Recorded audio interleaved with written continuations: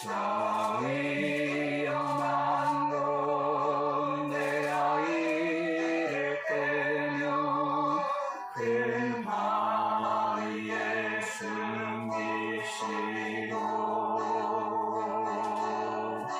주 손으로 덮으시네. 놀라운 그 세상 예수 내 주 내 모든 증거 되시네. 죄악에서 날 끌어 올리시며 또 나에게 힘 주시네. 내 마른 땅을 종일 걸어가도 나 피곤치 아니하며 저 위험한 곳 내가 이를 때면 근바위에 숨기시고 주 손으로 덮으시네. 그냥 못할 은혜로 채우시며 늘 성령에 감아주사 큰 기쁨 주시니 찬양토록 내 생활을 도우시네. 내 마른 땅을 종일 걸어가도 나 피곤치 아니하며 저 위험한 곳 내가 이를 때면 근바위에 숨기시고 주 손으로 덮으시네. 주 예수님 공중에 임하실 때 나 일어나 맞이하리. 그 구원의 은총을 노래하리. 저 천군과 천사와 함께 내 마른 땅을 종일 걸어가도 나 피곤치 아니하며 저 위험한 곳 내가 이를 때면 근바위에 숨기시고 주 손으로 덮으시네.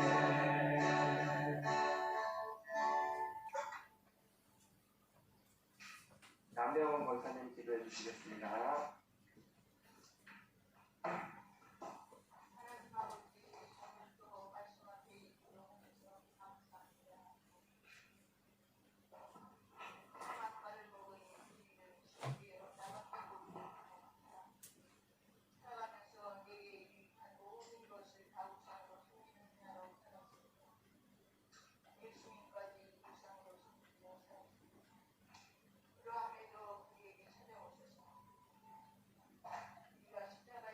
예수님을 십자가에 못 박은 자임을 알게 하시고 그 죽으심에 합류시키시고 그 피 흘려 주심을 감사드립니다. 이 시간에도 주님의 말씀을 우리가 듣고 우리가 어떤 자인지 십자가 앞에 밝히 드러나는 시간 되게 하소서. 주님의 피만을 우리가 삶 가운데 자랑하며 살아가는 자로 살아가게 하소서. 주님의 이름으로 기도드립니다. 아멘. 찬송가 405장입니다. 새 찬송가 305장입니다.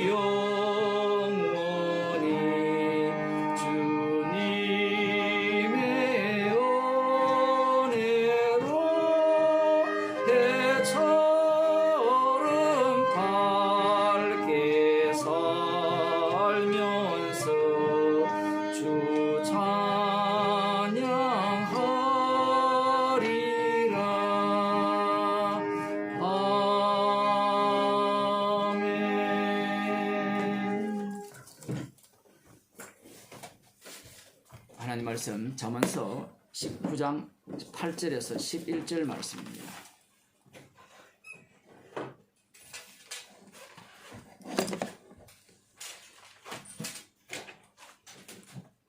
잠언서 19장 8절에서 11절 말씀, 구약성경 930쪽입니다.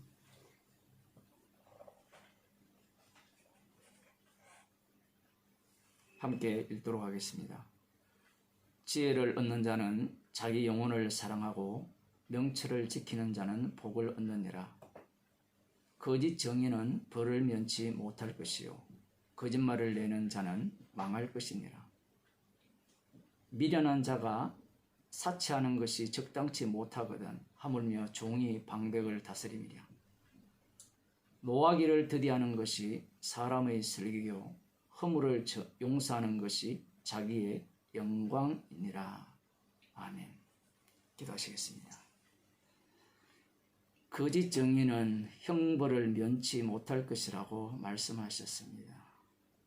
성령을 받은 자는 주님의 정인으로 주께서 살게 하시고 십자가만을 전가하는 인생으로 인도하셔서 십자가 외에는 자라날 것이 없는 자로 세우시고, 거짓 정의는 그 어떤 말을 내어놓더라도 자기를 증거하며 거짓말하는 자로 이 땅에 살아갈 수밖에 없음을 주께서 날마다 십자가의 능력으로 이 땅에서 드러나게 하심을 감사드립니다. 오늘 또 생명의 말씀을 통하여 저희들을 십자가의 사랑으로 인도하시고 주의 말씀의 인도하심 속으로 저희들을 이끌어 주옵소서. 예수님 이름으로 기도드리옵나이다. 아멘. 하나님 말씀 사도행전 14장 1절에서 7절 말씀입니다. 예배 참석할 때는 가능하면 화면을 켜주시기 바랍니다. 사도행전 14장 1절에서 7절 말씀을 함께 읽도록 하겠습니다. 신약 성경 211쪽입니다. 이에 이고니온에서 두 사도가 함께 유대인의 회당에 들어가 말하니 유대와 헬라의 허다한 무리가 믿더라. 그러나 순종치 아니하는 유대인들이 이방인들의 마음을 선동하여 형제들에게 악감을 품게 하거늘 두 사도가 오래 있어 주를 힘입어 담대히 말하니 주께서 저희 손으로 표적과 기사를 행하게 하여 주사 자기 은혜의 말씀을 증거하시니 그 성내 무리가 나뉘어 유대인을 쫓는 자도 있고 두 사도를 쫓는 자도 있는지라. 이방인과 유대인과 그 관원들이 두 사도를 능욕하며 돌로 치려고 달려드니 저희가 알고 도망하여 루가오니아의 두 성 루스드라와 더베와 및 그 근방으로 가서 거기서 복음을 전하니라. 아멘. 말씀이라는 것이 항상 우리들의 그 생각과 우리들의 이해와 일치되지 않는다는 겁니다.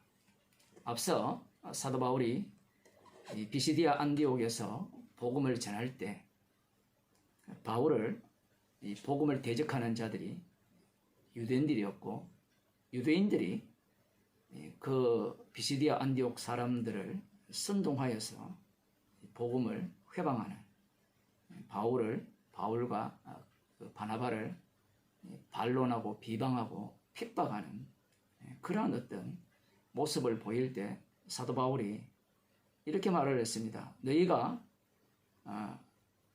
하나님의 말씀을 마땅히 먼저 너희에게 전할 것이로되, 이 너희라는 것은 유대인이죠. 너희에게 전할 것이로되 너희가 버리고 영생 얻음에 합당치 아니한 자로 자처하기로 우리가 이방인에게로 향하노라.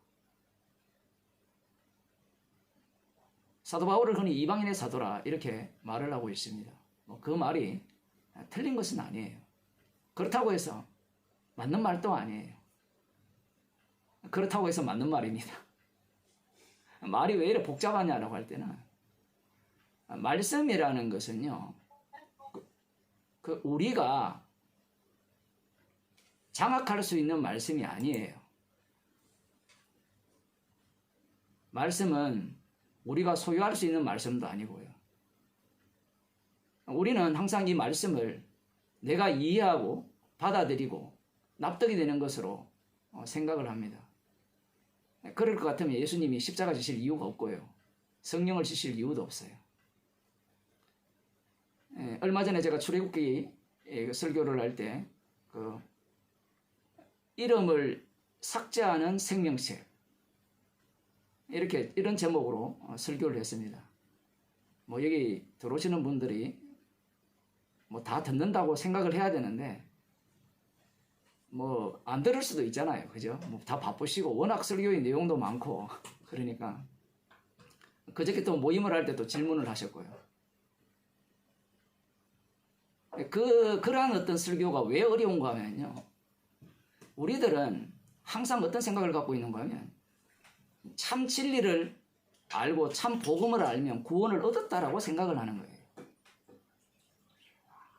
구원은요, 얻어지는 것이고요, 얻었고요, 이미 끝났는 내용이에요. 방금 그 말이나 그 말이 뭐가 다르냐라고 하실지 모르지만 그 주어 자리에 십자가가 가 있는데, 십자가신 주님이 가 있는데 어느 순간 우리는 그 주어의 자리에 내가 들어서게 된다는 사실입니다. 그것은 속일 수가 없는 거예요, 자기 자신을. 제가 그 설교를 하면서 많은 사람들이 여기에 대해서 시비를 걸 것이고 문제를 제기할 것이라고 예상을 했어요. 왜냐하면 모든 사람들이 갖고 있는 사고방식은 생명책은 지워지지 않는 생명책이에요. 그리고 지난 2000년 동안 생명책에서 이름을 지운다는 그런 얘기는 뭐 하지는 않았고 이런 거는 있었죠. 너희들이 행위를 어떻게 하느냐에 따라서 뭐 천국과 지옥이 결정된다. 개혁주의나 종교개혁 이후에는 한 번 구원은 영원한 구원이기 때문에 그런 설교를 아예 안 하죠. 이런 동네에서는. 오히려 그런 얘기를 하면 마치 행위론자로 치부하여서 저 사람은 믿음을 이야기하지 않고 행위를 이야기한다. 그렇게 공격을 뭐 할 수밖에 없고요. 그래서 감히 어느 누구도 그런 설교를 못하는 겁니다. 제가 그 설교를 하니까 뭐 귀에 쟁쟁하게 들리는 게 이런 소리예요. 아, 이제 정 목사 저 사람 봐. 저 교인들 조금 몇 명 모이니까 협박해가지고 덜덜 떨게 만들어서 주님께 붙들어 놓으려고 한다.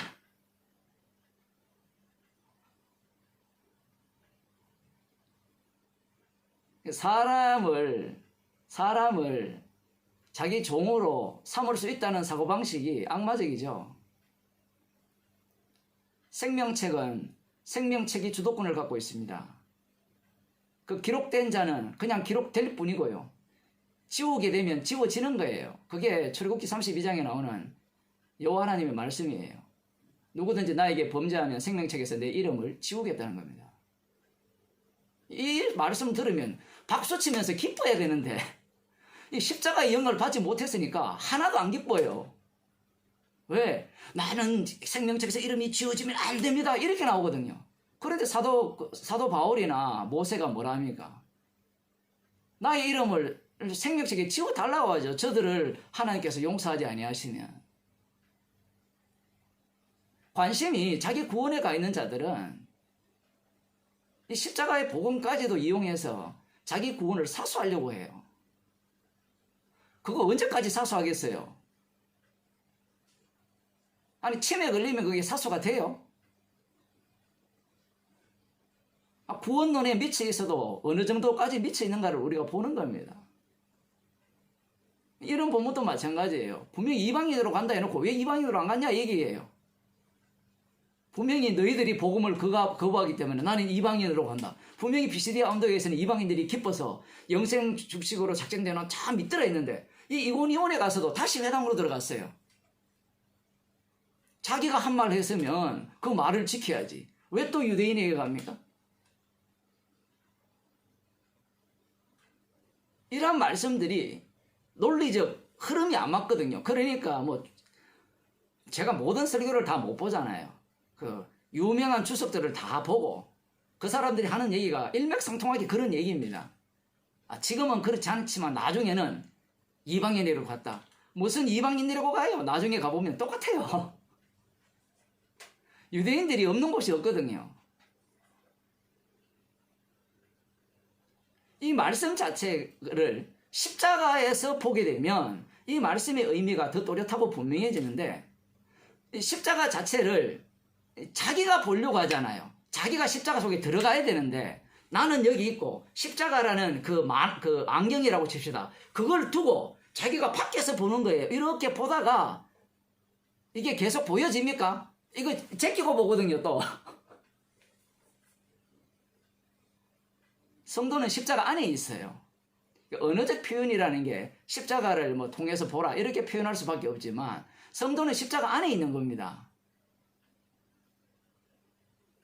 말씀이 이해가 안 되고 납득이 안 되면 내가 이렇게 악마적이구나 그러면 되는데 우리의 마음은 끝까지 이해하려고 하고 납득하려고 들어가죠. 그 이해한다고 구원이 돼요. 그럴 것 같으면 주님이 샛별이 떠오르기까지 이런 표현도 하지 말고 누구나가 다 이해할 수 있는 이야기를 하는 게 얼마나 좋아요.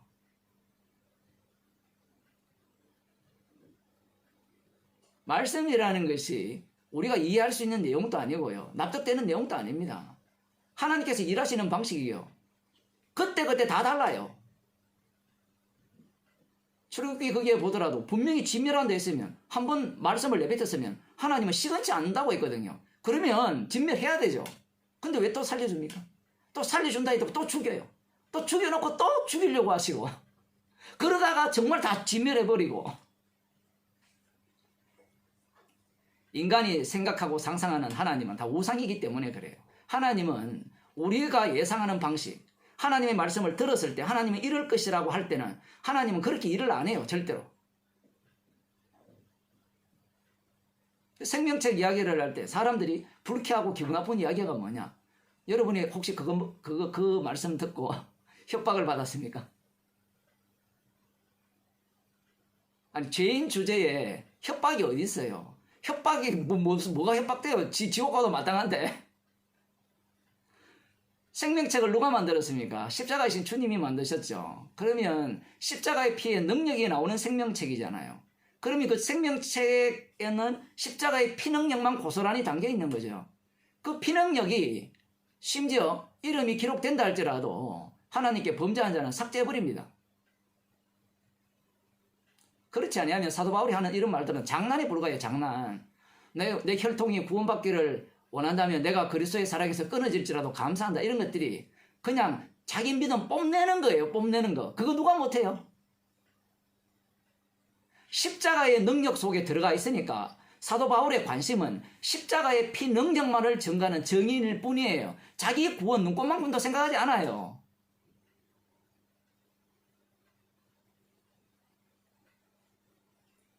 말씀을 이해하는 방식이 여기도 마찬가지죠. 아니, 이방인으로 향한다 했으면 이방인으로 가야지. 왜 이 사도 바울이 성령 받은 사람이 이고니아로 가서 또 회당에 들어가서 유대인들에게 먼저 복음을 전하느냐? 그 이유는 말씀이란 자체가 복합이기 때문에 그래요. 중첩이 되어 있습니다. 이 중첩이 한두 개가 아니죠. 왜냐하면 중첩이라면 인간은 그 중첩까지도 읽어내버리거든요. 왜 끝까지 십자가냐라고 할 때는 십자가는 우리가 잡을 수 없기 때문에 십자가예요. 근데 인간들은 십자가 이야기하면 자기가 도달할 수 있다라고 생각해요.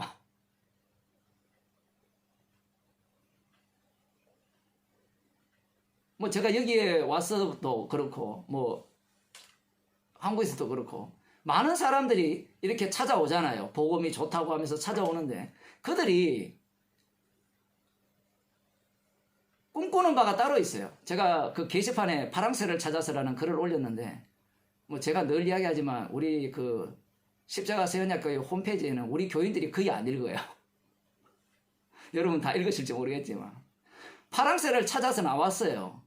그게 이제 기존 교회가 워낙 개판이니까 그 개판인 교회에서 성경을 읽어보니까 안 맞으니까 진짜 복음을 알고 진짜 교회를 찾아 나서고 싶다라고 해서 찾아왔는데 그 마지막 자리가 파랑새는 어디에 있었어요?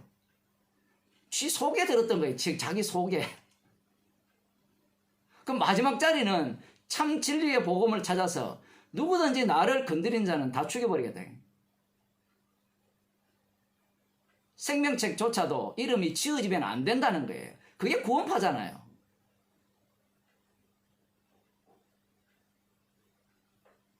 그럼 목사님 한번 그 미리 하신 자를 부르시고 어렵다 하신 자를 어렵다 하시고 영화롭게 하신 자를 영화롭게 하셨다라는 말씀을 안 믿습니까? 그 말씀대로 맞죠?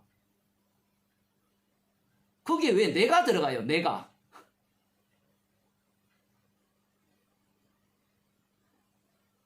자기가 꿈꾸는 교회상이 다 따로 있는 거예요. 그래서 뭐 유튜브에 앉아서 설교를 들을 때는 다 믿음이 좋고 그렇지만 지금 뭐 여러분 모여 있잖아요. 이제 자기가 금송아지됨을, 금송아지라는 것이 나 죄인임을 압니다. 그것도 금송아지거든요. 그런 것들이 이제 본격적으로 노출되기 시작하면 이제 그 바닥 속에 무엇이 담겨 있는가가 이제 드러나게 되는 겁니다. 그래서 제가 모이라고 하는 거예요. 자꾸 만나라고 하는 거예요. 만나면 우리가 얼마나 피가 없으면 안 되는가를 보게 된다면 감사가 나오지만 십자가가 안 보이고 자기 속에 파랑새를 찾아서 오신 분들은 견디지를 못하죠. 사도 바울에 대해서도 마찬가지입니다. 평가를 다 내리거든요. 아니 이방인이라고 간다라고 했으면 이방인으로 가야지. 아니 그 말한 지가 얼마 됐다고. 금방 요 동네에서 이방인 뭐 한 수십 킬로 떨어져 있지만 비시디 안디옥에서 이방인으로 간다라고 해놓고 그러면 이방인들만 찾아다녀야 되는데 왜 이 이고니온 내려가서 다시 유대인의 회당에 들어갔느냐 이 얘기입니다.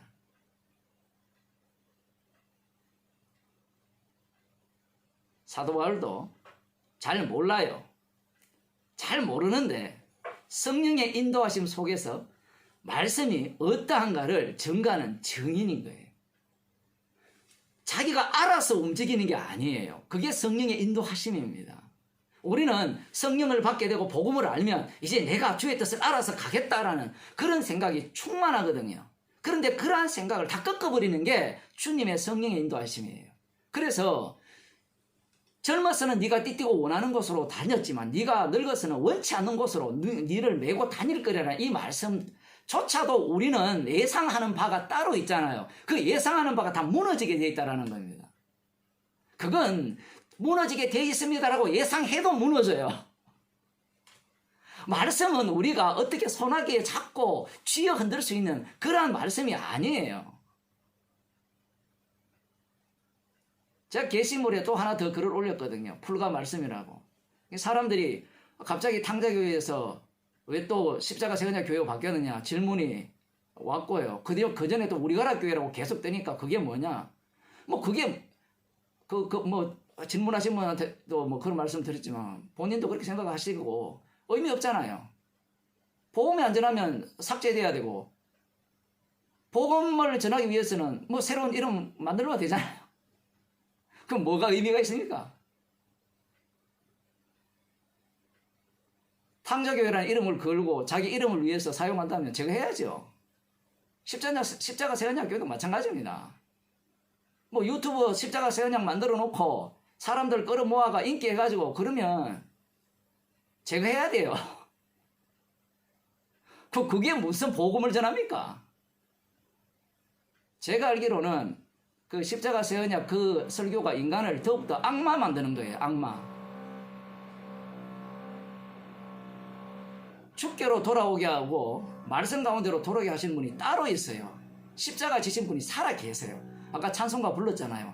지금도 살아계셔서 어제나 오늘이나 하시는 일, 기도만 하는 게 아니고 기도하신 분은 반드시 십자가 지셨잖아요. 그 십자가의 능력을 우리 가운데 그대로 이루어내시는 거예요.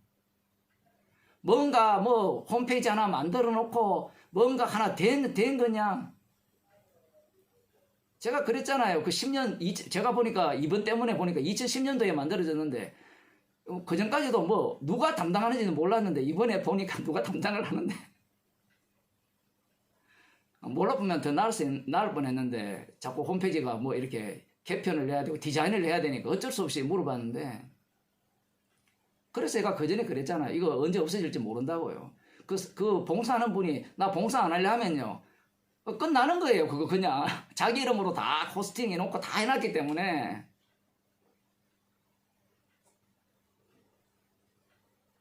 그게 복음을 전하는 게 아니에요. 사도 바울이 복음을 전했다면 사도 바울 같은 사람을 수천 명, 수만 명을 만들어가지고 그들을 통해서 전하게 하여서 명확하고 명료하고 분명하게 전하게 하면 구원 얻을 사람이 많이 생기지 않겠습니까? 그런 논리라면. 그러면 여러분 중에 컴퓨터 잘하면 AI를 하나 개발하세요. 십자가 세언약 교회를 완전히 비슷한 홈페이지를 수만 개, 수십만 개를 내가지고 유튜브 보는 사람들 가장 상단에 뜨도록 만들면 되잖아요. 그거 불가능합니까? 그게 가능하잖아요. 그렇게 한번 해보세요. 그게 가능하거든요. 그런다고 사람들이 돌아올까요? 주님이 제가 늘 그런 말씀을 드렸다시피 주님이요. AI가 최대한 발달했을 때 오실 수도 있어요.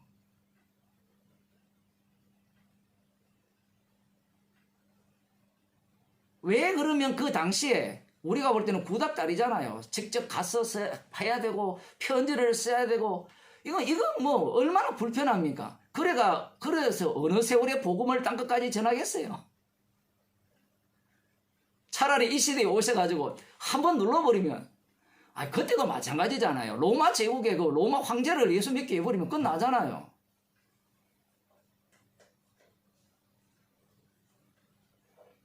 믿음이 없으니까 이 주님의 그 관심이 어디에 있는지를 모르니까 자기의 관심을 마치 주님의 관심이냐 그렇게 이 조작해내면서 이거는 없어지면 안 돼. 그 광나루 빨리 없어져야 돼요. 그게 말씀대로예요. 제가 농담하는 게 아니고 주님께서 말씀하시지 않으면 촛대는 그냥 옮기는 겁니다. 오늘 하루 모이게 하셨으니까 모일 뿐이고요.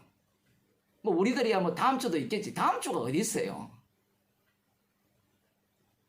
아, 유튜브에 있으니까 그거 들으면 되지. 그게 어디 있어요? 안개인데. 오늘 이 순간도 뭐 인터넷 끊어보면 끝나는 겁니다.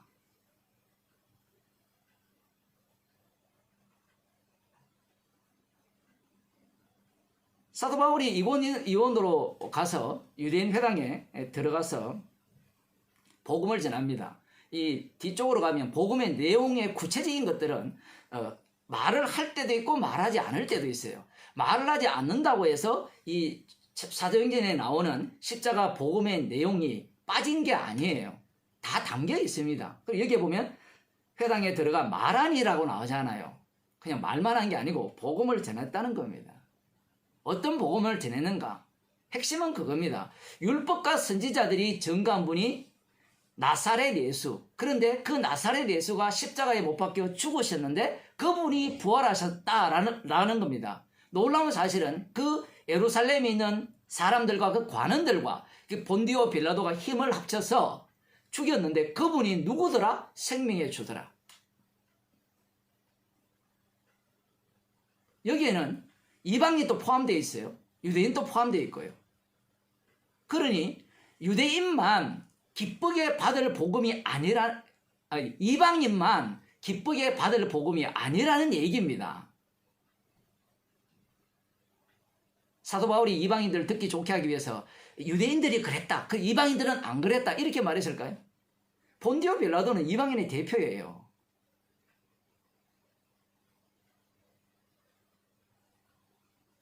지금 사도 바울이 이 말을 함으로 말미암아 예수님의 말씀과 동일합니다. 예수님께서도 이 땅에 오셔서 어떤 일을 하셨는가? 그 누가복음 19장을 한번 보겠습니다.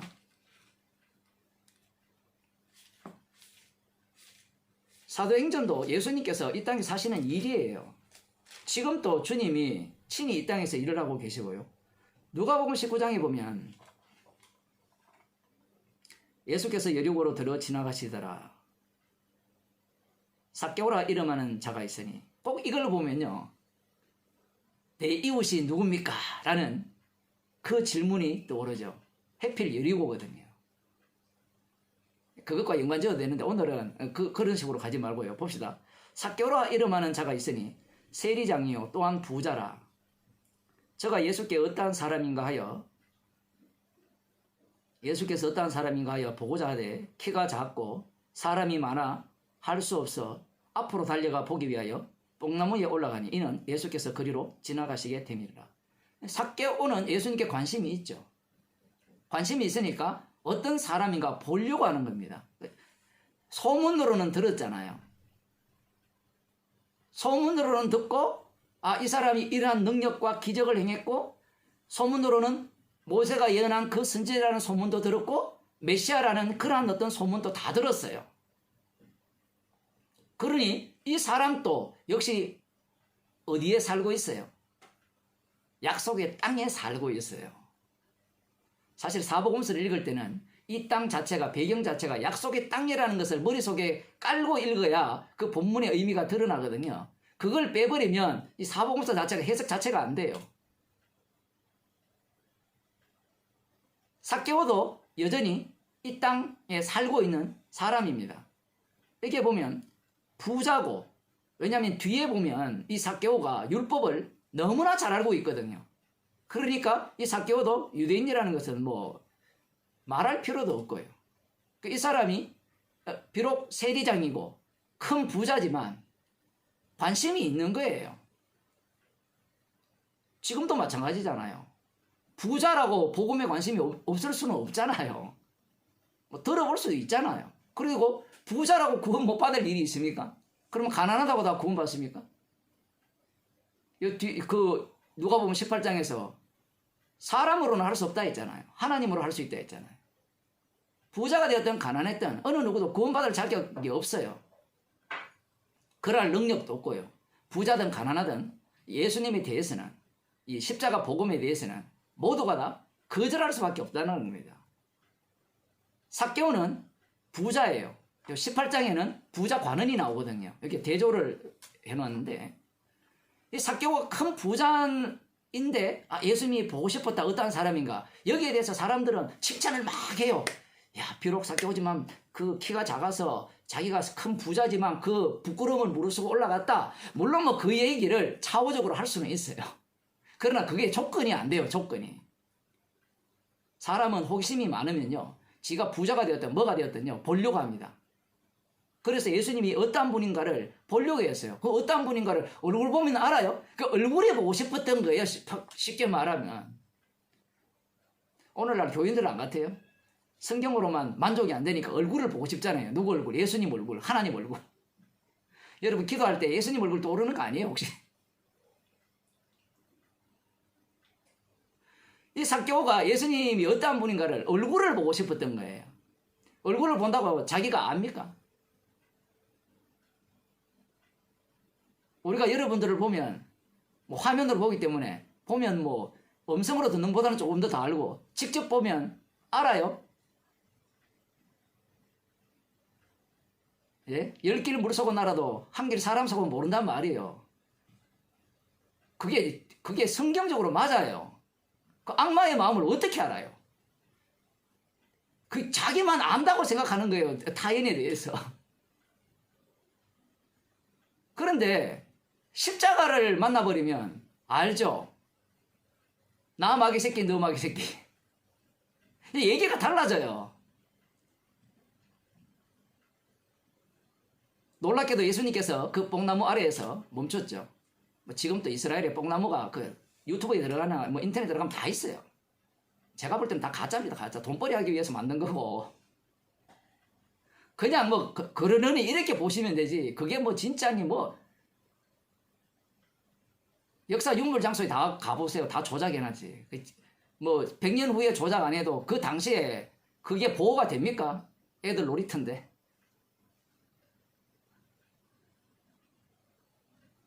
어쨌든 이 뽕나무를 예수님께서 올려보시면서 이렇게 말씀하시죠. 삭개오야 속히 내려오라. 내가 오늘 네 집에 유하여야 하겠다 하시니.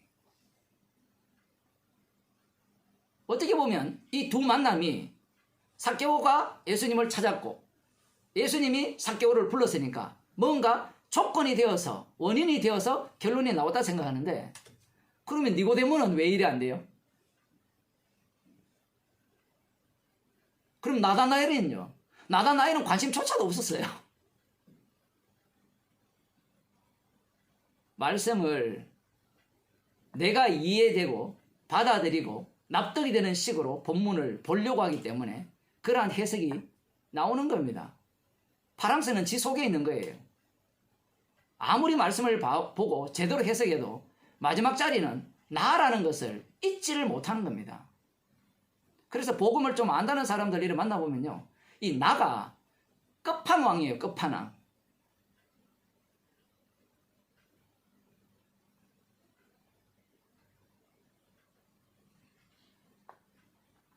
어느 정도 끝판왕이냐? 날 건드리지 말라는 거야. 날 건드리지 말라. 나 복음 하니까.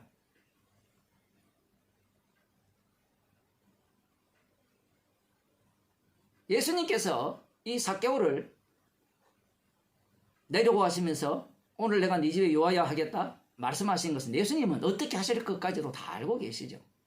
삭개오가 어떤 사람인지, 그 전에 어떤 일을 했는지, 그리고 그 주변 사람들로부터, 그 땅 사람들로부터 어떤 평가를 받았는지를 예수님이 모를 뿐이 아닙니다.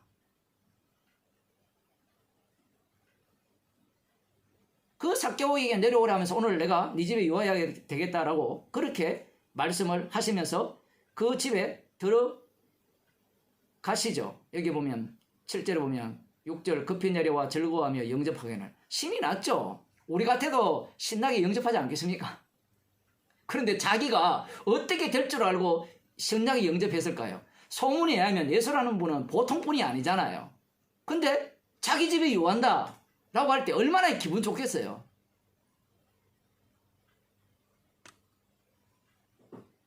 이 삭개오의 마음이 언제 바뀌었는지는 성경에 나와 있지 않습니다.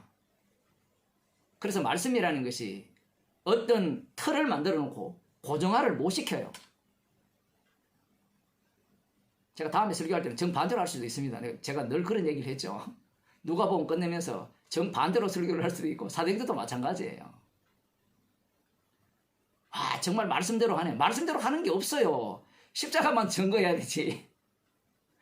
만일에 그게 그렇게 되면 그 말씀대로 한 게 진리죠. 그럼 성경 버리고 그걸 다 책으로 내가지고 여러분 이거 읽으시면 천국 갑니다. 이렇게 해야 되죠.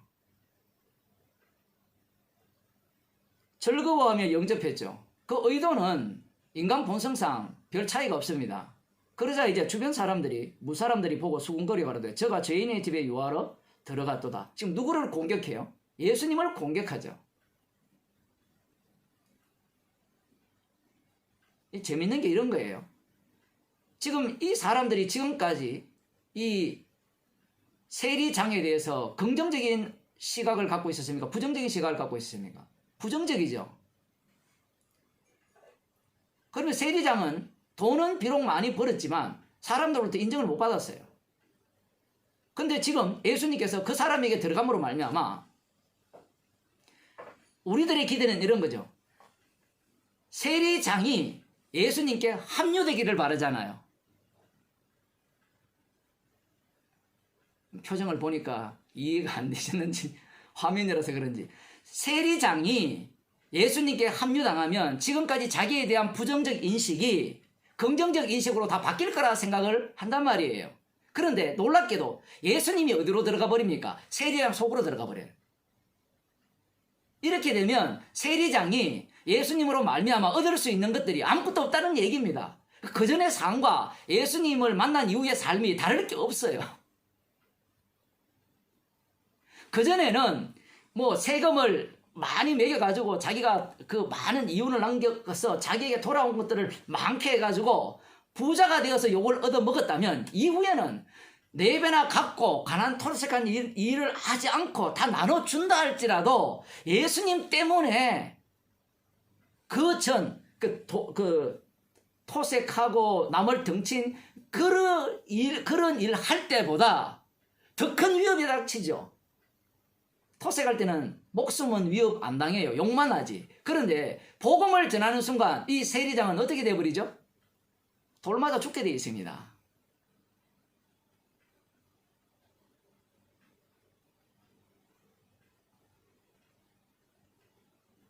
우리 어릴 때부터 삭개오 얘기 얼마나 많이 들었어요. 교회 다니신 분들.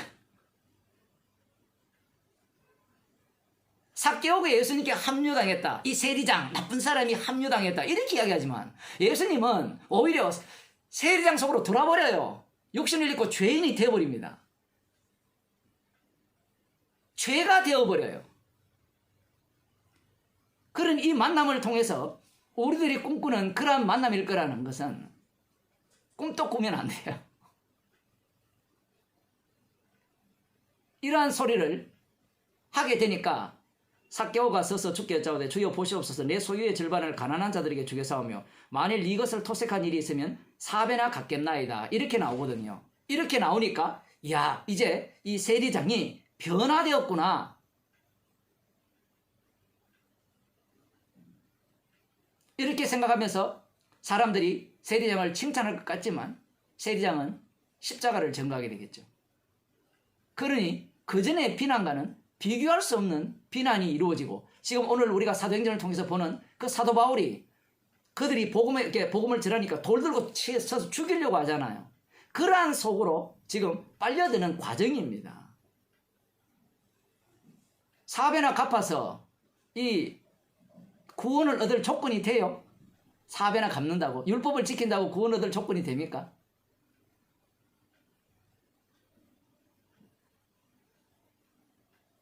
다시 볼게요. 주여 보시옵소서 예수님을 주라고 부르면서 내 소유의 절반을 가난한 자들에게 주겠사오며 만일 이것을 토색한 일이 있으면 4배나 갚겠나이다. 앞서 18장에서는 부자가 재물이 많을 때 찾아와서 어떻게 하면 영생을 얻겠습니까? 라고 물었잖아요. 물을 때 네 재산을 가난한 자들에게 나눠주고 나를 쫓으라 했을 때 부자가 나는 근심했어요. 놀랍게도 이 세리장은 재산 절반을 나눠주고 만일에 내가 토색한 일이 있거든 이 4배나 갚겠다라고 하죠. 왜 절반이냐? 따져 들어갈 수 있습니다. 절반은 내 나름대로 수고해서 얻은 절반이고 나머지 절반은 토색했기 때문에 이루어진 재산이라는 겁니다. 따져 들어가면 그러면 4배나 다 갚으면 재산이 제로라는 거예요. 제로.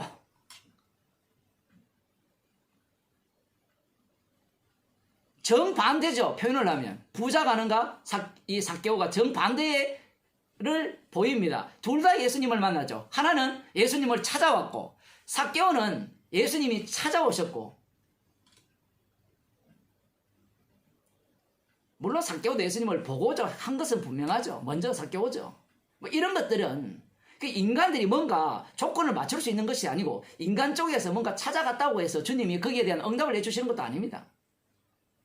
그러면 삭개오의 이 행위가 구원을 얻을 조건이 됩니까? 그런데 놀랍게도 예수님께서 이렇게 말씀하십니다. 예수께서 이르시되 오늘 구원이 이 집에 이르렀으니 이 사람도 아브라함의 자손이미로다. 예수님께서 박자를 딱 맞춰버리죠. 어떻게 박자를 맞추시는 거 하면 이 사람이 예수님이 그 집에 들어가서 유하니까 주변 사람들이 죄인의 집에 죄인과 함께 머물도다. 죄인의 집에 유하러 들어갔도다라는 비난이 가니까 이 삭개오가 세리장 삭개오가 내가 재산의 절반을 가난한 자들에게 나눠주고 토색한 일이 있으면 4배나 갚겠습니다 라고 말을 하잖아요. 말을 하니까 예수님이 구원이 이 집에 이르렀다라는 말씀을 딱 떨어지는 순간 인간들은 예수님이 찾아오시면 우리는 어떻게 살아야 되느냐. 지금까지 이 불법으로 이루어진 그 재산 정식은 가난한들에게 다 나눠주고 그게 18장에 나오잖아요. 모든 것을 주고 나를 따르라 했으니까. 그리고 가난한들에게 주는 것으로 될 문제가 아니고 그건 그 문제고 자기가 만일에 남에게 강탈한 일이 있다면 도둑질한 일이 있다면 그 문제도 다 해결해야 된다는 겁니다. 그럴 때 예수님께서 구원을 주신다라는 그러한 논리를 여기에서 보이는 것 같잖아요. 그런데 삭개오의 구원은 그런 것과 전혀 달라요. 이걸 로마서로 적용시켜버리면 율법을 다 지킨 것이 뭐가 되죠? 심판 아래 있다라는 겁니다. 지금 이걸 다 한다고 구원되는 게 아니고 나는 지옥 가도 마땅합니다라는 그 고백의 내용이 재산의 절반을 가난한 자들에게 나눠주고 토색한 일이 있으면 4배는 갚겠다라는 이 모습이에요. 이게 연결고리가 안 되죠. 우리는 안 되는 이유가 뭔가 하면 우리는 논리적 연결고리를 따라가려고 하잖아요. 그런데 주님이 찾아와 버리면 그 논리적 연결고리가 완전히 깨져버립니다. 율법을 다 지킨 이 자체가 뭐예요? 사도 바울이 죄인 중에 개수, 자기를 의롭게 하는 거 똑같은 거예요. 삭개오가 이걸 다 하면서도 이거 율법을 다 지킨 거거든요. 다 지켰으니까 나는 어떻다? 율법에 흠이 없다. 그걸로 들어가요. 들어가서 이것이 바로 누구를 죽인다, 누구를 살해한다? 예수님을 보고자 한 내가 그 보고자 한 그분을 죽인다는 얘기를 지금 여기에 담고 있는 거예요.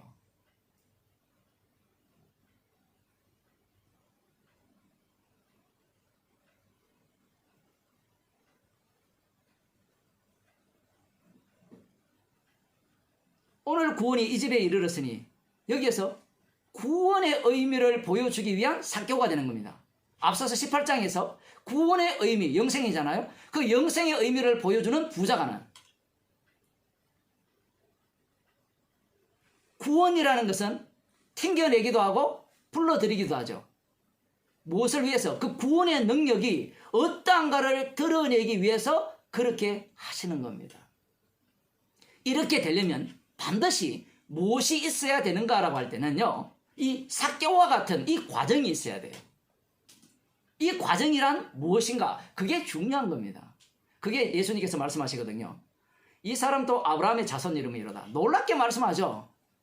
어느 누구도 이 세대에게서 아브라함의 자손이라 하지 않았어요. 그런데 예수님께서 이 사람도 아브라함의 자손이라 말씀함으로 말미암아 이 사람이야말로 약속의 자손 속에 합류된 자라는 겁니다. 그러면 약속은 어떻게 주어져요? 어떻게 약속의 자손이 됩니까? 약속의 자손은 예수님 뿐이잖아요. 갈라디아서에 보면 예수님께서 자신의 피로 이 아브라함의 자손을 새롭게 만들어내시죠. 그러려면 피가 나와야 되죠. 예수님의 죽으심이 나와야 되죠. 그 말씀을 하시기 위해서 삭개오를 얘기하는 겁니다. 제자들도 마찬가지죠. 부자가 누가 영생을 얻겠습니까? 사람으로는 할 수 없을 때 하나님은 할 수 있다. 이러니까 자기들이 모든 것을 버렸으니까 우리는 뭘 얻겠습니까? 이런 식으로 나오는 거거든요. 10절 봅시다. 인자에 온 것은 잃어버린 자를 찾아 구원하려 함이니라. 이게 핵심이에요. 잃어버린 자가 구원이 되어야 인자의 의미가 밝혀져요. 삭개오는 잃어버린 자를 구원하기 오신 그 인자를 전가하기 위한 삭개오입니다.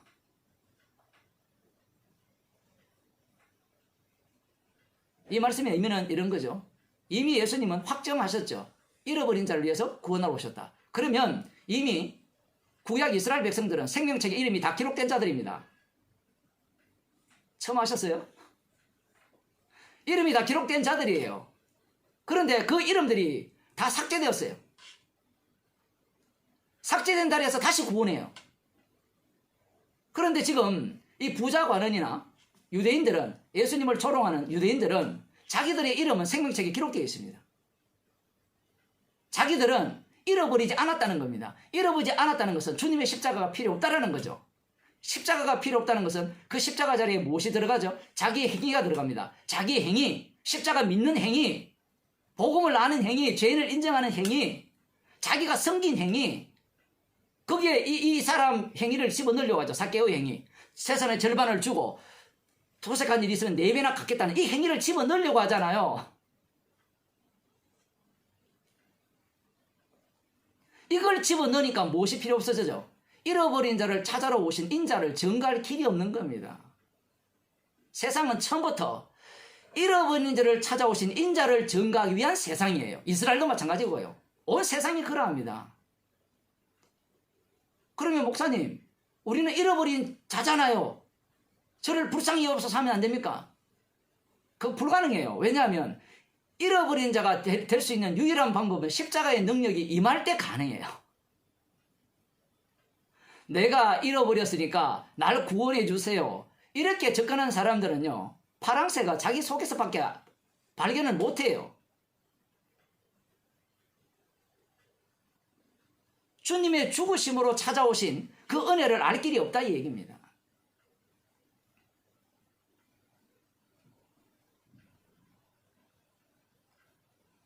이 말씀에 의하면 다시 사도행전으로 돌아가 봅시다. 이 말씀에 의하면 내가 이방인이라고 간다라는 이 말씀의 의미가 어떤 의미인지 분명해지죠. 이렇게 되어버리면 아브라함의 자손이 있습니까 없습니까? 예수님 말씀에 근거하면 없죠. 없습니다. 그러면 사도 바울이 이걸 미리 알았느냐? 미리 몰라요. 성령 받는다고 미리 다 아는 경우는 없습니다, 여러분.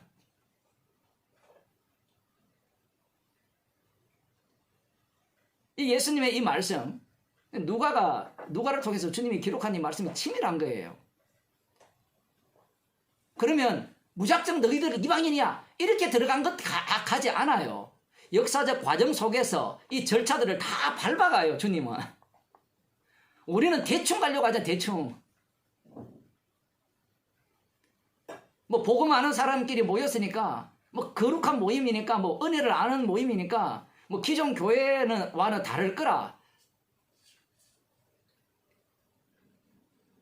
다르긴 뭐가 달라요? 여러분 예수 믿고 난 뒤에 달라진 게 있습니까? 딱 하나 있죠.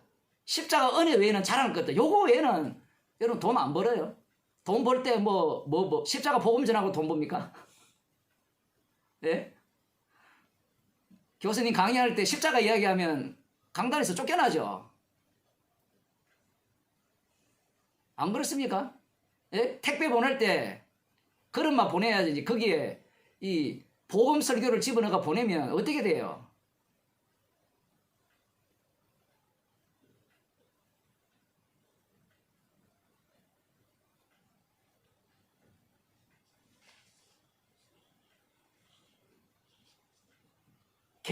계속 깨어버리거든요.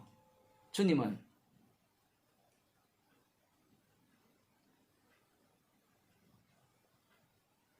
많은 무리가 믿었어요. 놀랍죠? 많은 무리라 표현이 되어 있지만요. 다수가 아니고요. 권력층이 아닙니다. 항상 이 말씀을 보면 대부분이 그래요. 많다라는 표현을 할 때 이게 상대적인 표현이 되고요.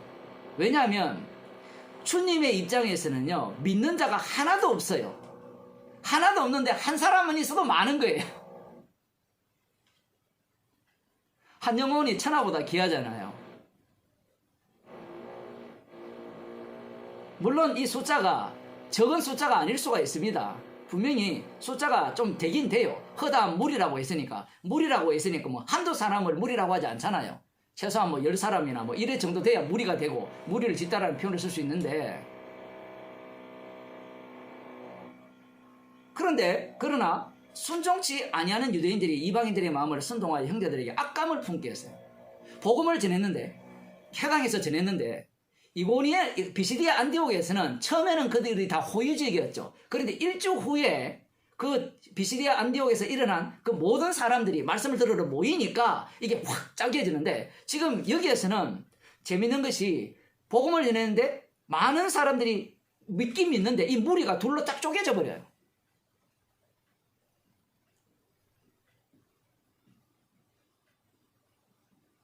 쪼개지는데, 쪼개진 상황에서 누가 이 악한 마음이라 했을 때는 복음에 대한 악한 마음이에요. 그래서 유대인들이 이방인들의 마음을 선동하여 형제들에게 악감을 품게 합니다. 이 형제들이 누구냐라고 할 때는 바울과 바나바도 될 수도 있고요. 바울과 바나바를 따르는 사람들도 될 수 있어요. 이 성경을 읽을 때 그 밑에 깔린 층들이 있거든요. 예를 들어 비시디아 안독에서 이들이 바울과 바나바가 쫓겨났잖아요. 핍박을 받아서 쫓겨났잖아요. 쫓겨났다는 것은 그러면 그곳에 계속해서 정조하고 있는, 머무르고 있는 사람들의 형편이 어떠했을까라고 생각해보면 그들로부터 미움받고 핍박을 받았다라고 생각할 수밖에 없습니다. 여기서도 마찬가지죠. 자, 많은 사람들이, 무리들이 믿었죠. 믿었는데 일부의 사람들이 아니라 유대인들, 여기 보면 그러나 순종치 아니하는 유대인들, 이들의 숫자에 대해서는 많다 적다를 얘기하지 않아요. 그럴 필요가 없는 게 뒤에 보면 이들이 주도권을 갖고 있고 권력을 쥐고 있다는 것을 알 수 있습니다.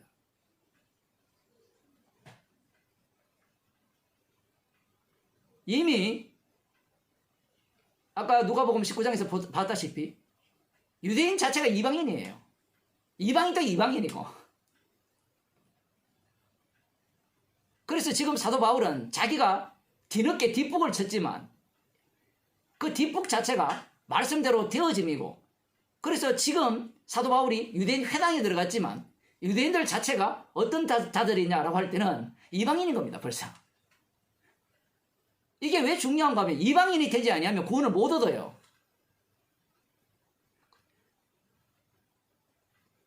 이방인 되었다고 해서도 구원을 못 얻어요. 유대인들이 이 이방인들의 마음을 선동했다 하죠. 이 지역도 역시 이고니온 지역도 이방인들이 뭐 주류를 이룬다고 볼 수 있는데, 회당에도 뭐 하나님을 믿는 경건한 자들도 꽤 있었겠죠. 악감을 품게 만드니까 마음만 악해지는 게 아니라 복음에 대해 대적하겠죠. 대적을 하니까 우리 같으면 더러워라, 빨리 가자, 빨리. 아까가 아니라 비시디아 안디옥에서 발을 틀어버렸잖아요. 먼저를 틀듯이 빨리 가자, 이렇게 해서 빨리 떠날 것 같은데요. 여기에서는 정반대예요. 오래 머물러 있었다, 이렇게 나옵니다. 재밌는 게 두 사도가 오래 있어 주를 힘입어 담대히 말하니. 아니, 그때는 핍박을 받더라도 버티고 앉았어야지. 핍박을 받으니까 쫓아내니까 나 갈래 하고 가버리고, 여기서는 악감을 품게 하면, 이전 우리 경험에 의하면 저쪽에서는 쫓아냈으니 이게 주의 뜻이니까 여기도 악감을 품으니까 우리 일은 여기서 끝나는구나, 이렇게 생각해서 떠날 수도 있잖아요. 그런데 여기에서 또 박자가 안 맞아요. 이번에는 오래 머물러요. 거꾸로. 왜 머물렀느냐? 주님이 그렇게 하셨어요. 그게 성령의 인도하심입니다. 그러면 왜 그렇게 하셨느냐? 간단하죠. 복음을 들은 자들이 있잖아요. 말씀을 받는 자들이 있잖아요. 그들에게 지금 복음을 계속해서 들려줘야 될 거 아니에요. 한 번 듣는다고 그들이 뭐 경고하게 써가는 게 아닙니다. 성경 말씀이요. 우리가 생각하듯이 그렇게 간단한 문제가 아니에요. 그래서 오죽하면 금방 들어온 자를 지도자나 그 중직자를 세우지 말라고 하는 겁니다.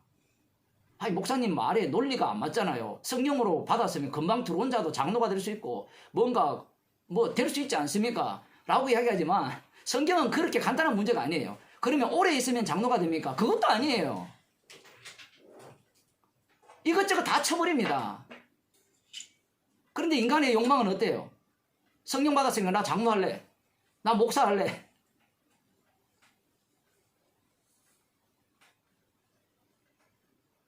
안 그래도 이 동네도 들어보니까 뭐 며칠 한국 갔다 오더만 나 목사 안수 받다 그러고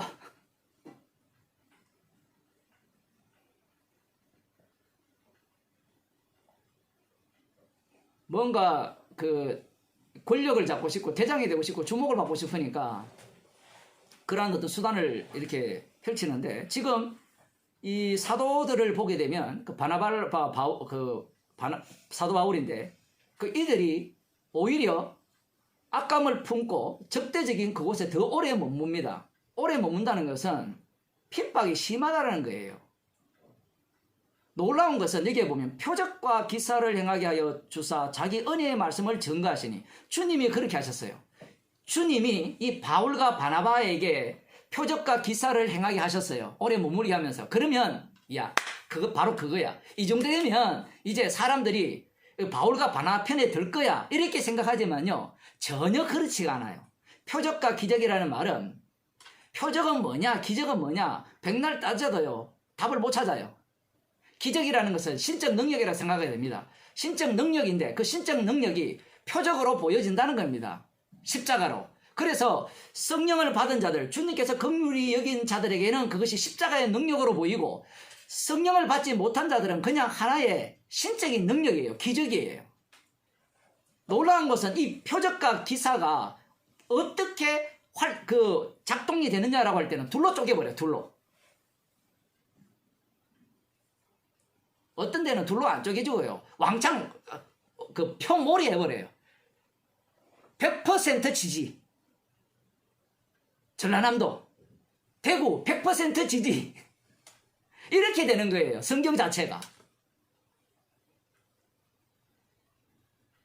표적과 기사를 그들의 손을 통해서 그 은혜의 말씀을 증거하셨다 했잖아요. 은혜의 말씀을 증거했다는 것은 표적과 기사를 통해서 스포트했다 이렇게 생각하잖아요. 십자가 복음만 전하면 그거는 말뿐이니까 뭐 죽은 자도 살리고 병자도 고치고 이런 기적과 표적을 보여주면 저들이 더 잘 믿지 않겠느냐라고 생각하는 게 인간들의 생각인데 그건 이미 사복음서에 다 깨졌습니다. 다 깨어졌어요. 오히려 이것이 바로 십자가의 능력이 되는 겁니다. 그러면 이 능력은 어떤 능력까지 오게 되는가 하면 이 표적과 기사를 보고 믿는 자들도 있겠죠. 그 믿는 자들, 가짜 믿는 자들도 만들어내요.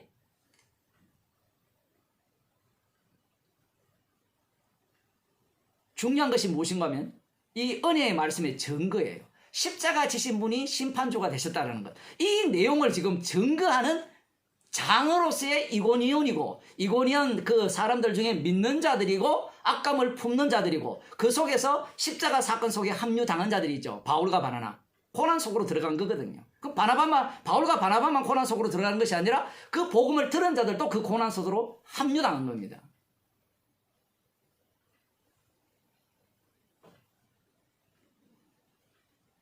사절에 보면 그 성내 무리가 나뉘어 유대인을 쫓는 자도 있고 두 사도를 쫓는 자도 있는지라.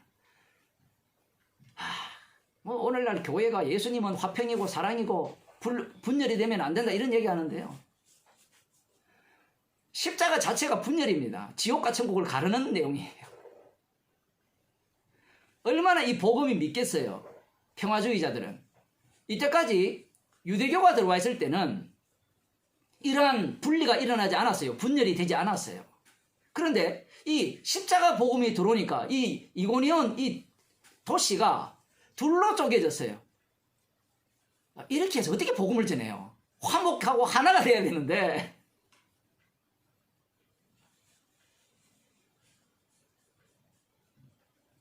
아니 쪼개져서 어떻게 복음을 전하냐 이거예요. 그 관심이 어디에 있어요 지금? 복음 자체에 있어야 되는데 그 사람은 복음 전하는 데 있다는 게 또 목사님 지금까지 정인이라 했으면 그 정가하는 게 중요하지 않습니까?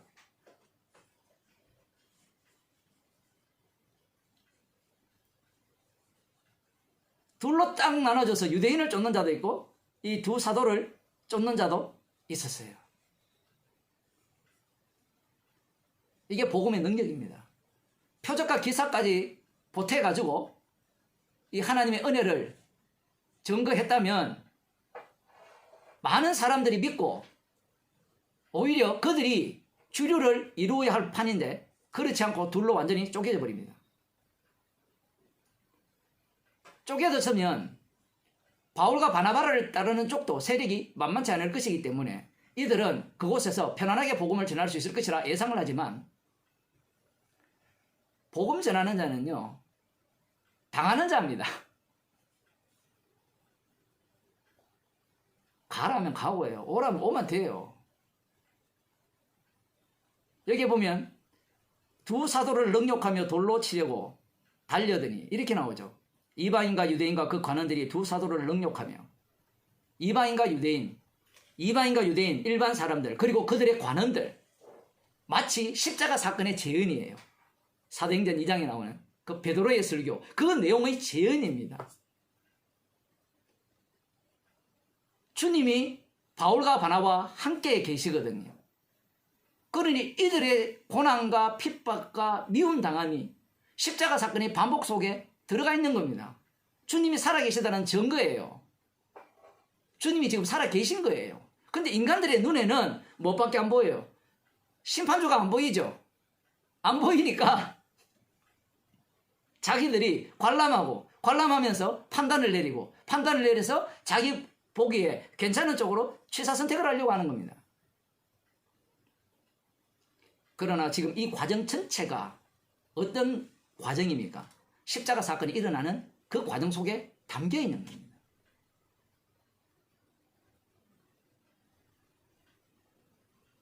두 사도를 대항하여서 비난하고 욕하고 뭐 욕을 해봤자 뭐 별거 있겠습니까? 예수님을 비난할 때 스데반을 죽일 때 가짜 증인들을 세우잖아요. 가짜 증인의 특징이 뭐예요? 했는 말을 갖고 비틀어서 가짜 증인으로 세우잖아요. 이들을 왜 조롱합니까? 유대인들은 구약 말씀에 바탕을 두고 있거든요. 그런데 신기한 것은요, 이 유대인들이 믿는 여호와 하나님이 이방인에게 전파되었을 때 이방인들이 별로 거리낌이 없게 받아들일 수 있다는 게 지금 사도행전 내용입니다. 참 특이하거든요, 이게. 구약 성경을 보게 되면 이방인과 유대인이 격렬하게 이렇게 뭐랄까요, 부딪히면서 완전 다른 신을 이야기하고 있잖아요. 그런데 사도행전에서 디아스포라들이 각 곳에 회당을 차려놓고 여호와 하나님을 전가하고 안식일을 지키는 내용을 전할 때 놀랍게도 많은 이방인들이 여기에 합류했다라는 사실입니다.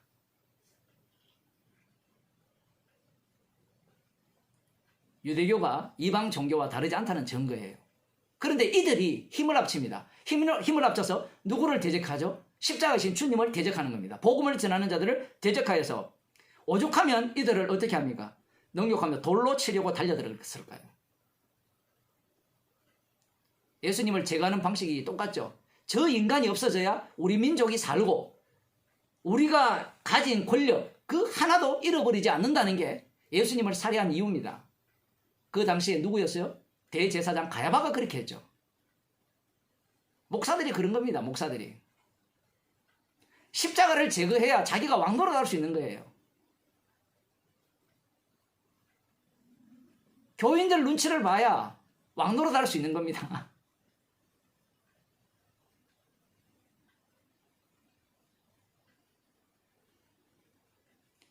두 사도를 제거해야만 원래 원천을 제거해야 되거든요. 원천을 흔들어 버리면 밑에는 다 흔들리니까 요 놈들만 죽여버리면 이 우리 도시가 두 쪽으로 쪼개졌는데 이 두 쪽으로 쪼개진 것이 하나로 다시 될 수 있다라는 그러한 생각을 갖고 있거든요.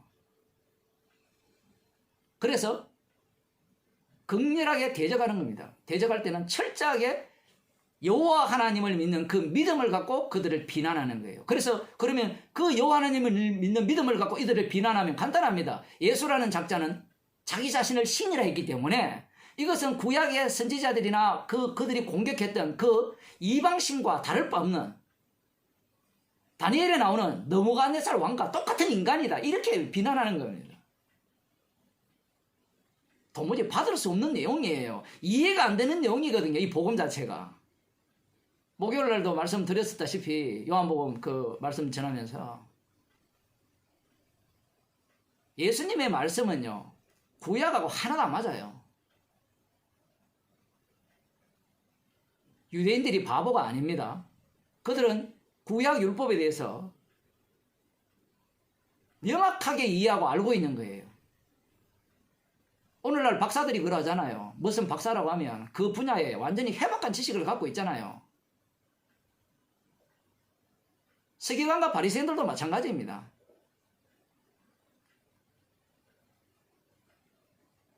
성령이 아니고는 주님께서 친히 영생 주시기로 작정된 자가 아니고는 복음은 믿을 수도 없고 받을 수도 없고요. 특히 자기가 구원받았다고 생각하는 자들에게는 분노를 이야기하는 겁니다.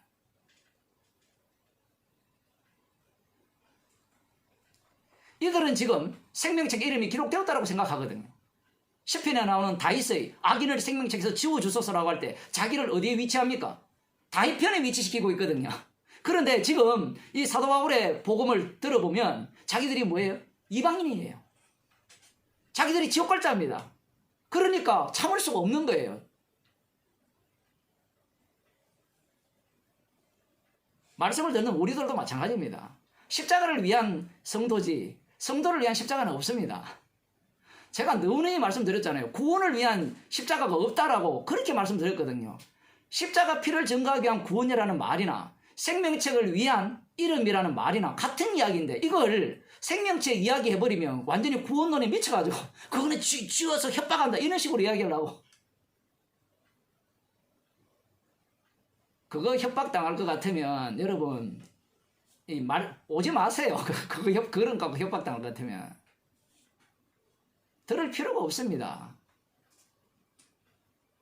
그런 거 협박하는 데는 세상 교회잖아요.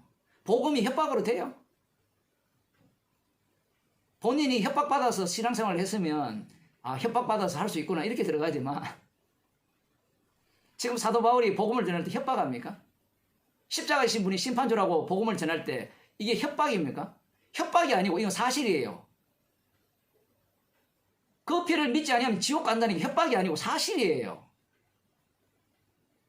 물론 2000년 교회가 십자가를 믿지 않으면 지옥 간다고 협박을 해가지고 억지로 믿음을 끄집어낸 게 문제인데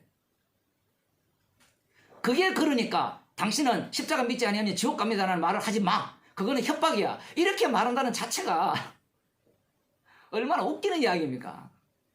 제가 일전에 심판주 그리스도 요한복음 제목을 그렇게 하니까 되게 기분 나빠하는 거예요. 왜 기분 나쁘냐? 왜 심판주라고 얘기해가지고 우리를 협박하고 겁박하고 그래서 예수 믿게 하려고 하느냐? 그러니까 본인이 이전에 교회 다닐 때 그 목사가 그렇게 했대요. 그러면 그 목사가 말했다고 우리가 말하면 안 돼요? 그럼 그 목사가 성경 읽었으면 우리는 성경 읽으면 안 돼요? 내 속의 파랑새를 빨리 제거해야 됩니다. 그거는 내가 제거할 수 없죠. 주님이 제거시켜야 돼요. 죽여버려야 돼요. 날마다 주님이 죽으셔야지. 자기가 날마다 죽어대니까 그게 어떻게 돼요? 마지막에는 자기가 파랑새로 파닥파닥 날아가는 겁니다.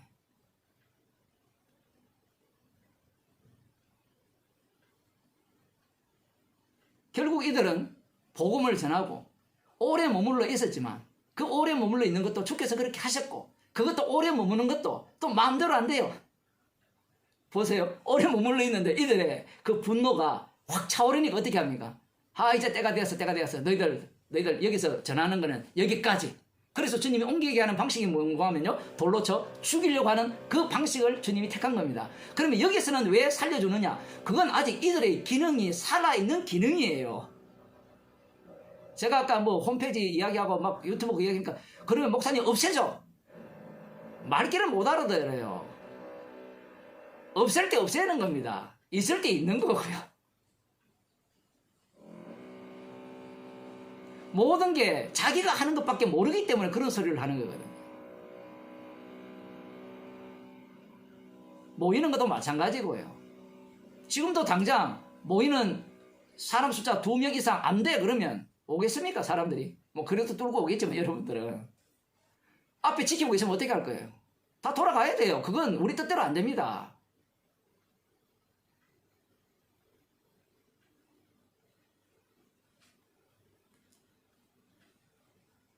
정말 희한한 것은요, 이렇습니다. 우리 같으면 믿음 좋아가지고 죽여라 죽여라 이래 나오지만,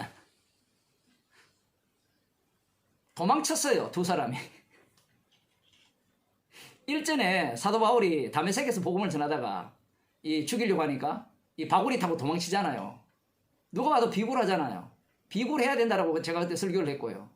마찬가지입니다. 도망치라 할 때는 도망쳐야 돼요.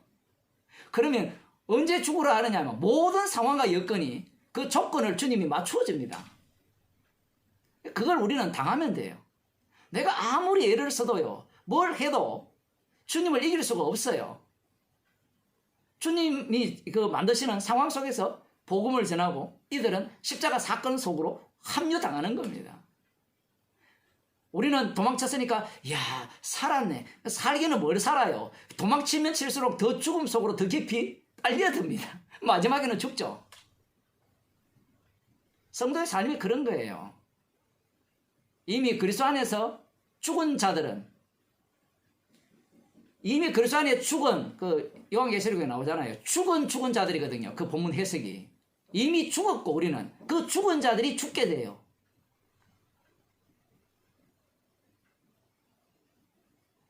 주님의 죽으심을 증거하기 위해서 죽는 겁니다. 그게 병들어서 죽든 다 포함되어 있어요. 뭔가 이렇게 구별해서 요거는 거룩한 죽음이고 스데반 집사는 괜찮은 죽음이고 나는 안 괜찮은 죽음, 그런 거 없어요. 여러분이 돈 벌다가 살다가 안 걸려 죽어도 그리스도 안에 죽는 죽음이기 때문에 이미 죽은 자잖아요. 그러면 그 속에는 주님이 살고 계시기 때문에 그것을 주님이 기이 보시는 겁니다. 복음을 위한 세상이에요. 놀라운 것은 이 복음이라는 것은 항상 십자가의 능력, 달리 말하면 십자가에 신 그 심판주를 증거하는 능력으로 드러납니다. 항상 둘로 쪼개지죠. 오늘도 우리가 말씀 앞에서 완전히 쪼개지는 겁니다. 십자가의 피가 아니면 우리는 구원 얻을 길이 없어요. 사도 바울이 일부러 고난받기 위해서 이렇게 들어간 것도 아니에요. 성령의 인도하심이죠. 어떤 인간도 자기 이름을 위해서는 목숨을 내어놓고 뭔가를 다 할지 모르지만 내 이름이 날마다 삭제당하고 주의 이름만이 높아지는 그러한 삶을 살고자 하는 인간은 이 땅에 아무도 없습니다. 성령 받았기에 이들은 말씀대로 주님이 조롱당하고 비웃음 받았던 그 자리로 합류당하는 겁니다. 기도하시겠습니다. 주님께서 잃어버린 자를 찾으러 오신 인자를 증거하시기 위해서 주님이 친히 세리장 삭개오 속으로 들어가셔서 조롱받고 비웃음의 대상이 되셨음을 저희들에게 알려주심을 감사드립니다. 십자가 증인으로서 주님의 받으신 그 조롱의 대상으로 저희들도 합류하게 하셔서 주님의 죽으심만을 증거하는 주의 백성이 되어옵소서. 주 예수 그리스도의 은혜와 하나님 아버지의 크신 사랑과 성령의 교통하심이 조롱 속으로 기꺼이 합류당하기를 소원하는 주의 백성에게 축원하옵나이다.